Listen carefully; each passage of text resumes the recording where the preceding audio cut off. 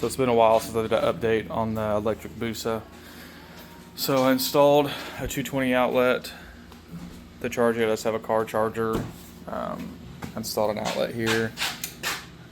I have a Tesla adapter too, so I can charge it. Got a new battery. This one's capable of 800 line amps, 1500 max. Got a new screen I installed here.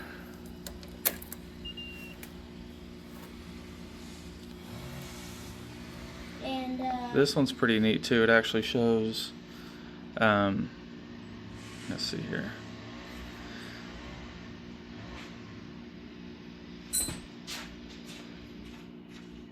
Pretty cool. Shows my voltage, shows my range. The range kind of goes back and forth, obviously. There's how I'm riding, but it seems to be pretty accurate. It says 93 miles on mode 3, which is the fastest. I might have a 125 amp hour battery, so it seems pretty realistic if I'm not going crazy. The guy, I'm actually working with him on this now. He's changing a couple things for me. I think he's out of Indonesia. I use Celsius for my motor temp, controller temp, BMS temp, but miles per hour. So the way he has it set now, if you do miles per hour, everything's Fahrenheit, but if you do kilometers per hour, it'll do Celsius. So he's working on changing that. But I mean, this app's it's pretty legit. I mean, you can change everything in here. You can actually configure the far driver controller from the app. Now I won't do that. I'm just gonna probably go through far driver. But I mean, it's pretty neat. It does a bunch of different stuff. I don't know how it calculates horsepower or torque, but everything else on here seems to be pretty accurate. I've only rode around the neighborhood. I haven't really done extensive testing on it. But that being said too, I have another one that I've been using. Someone sent me this one as well, which this one does pretty well. You just go through and it connects all your stuff. This one doesn't auto. You have to tell it to do it, but once it's saved in there, they connect pretty quickly.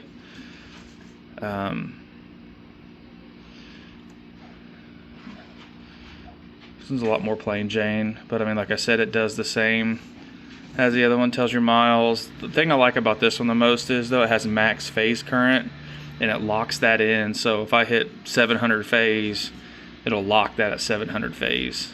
So I can always look down and see my max miles per hour. It'll tell me that. Current amps, that's live. The range is a little bit hit and miss on this one. I've seen it say 30 miles. I've seen it say 60. I probably went on a 20-mile ride today, and it said 60 when I left and 60 when I got home. So that can't be super accurate, but you know, it just, like I said, it goes off how you do it. But I've tried this one for a few days. I like it. The speed's accurate. They all both use GPS speed. But as far as, I mean, if this one holds true, I think this is going to be my go-to more than likely. Like I said, this is still in beta. He sent it to me just to test. But yeah, no, you got so many different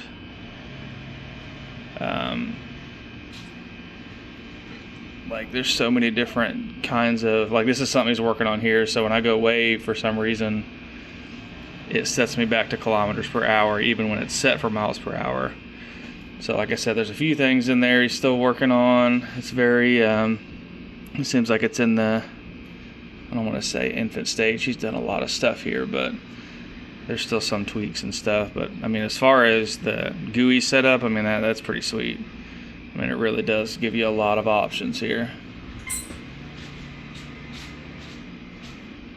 But yeah, this one too, what's nice is once you connect your app to it, it remembers. It doesn't, you don't have to keep changing it. It'll automatically, as soon as you open the app, it immediately connects. I don't know which one I was on now. I went through most of these. Zen. Let's see what that is.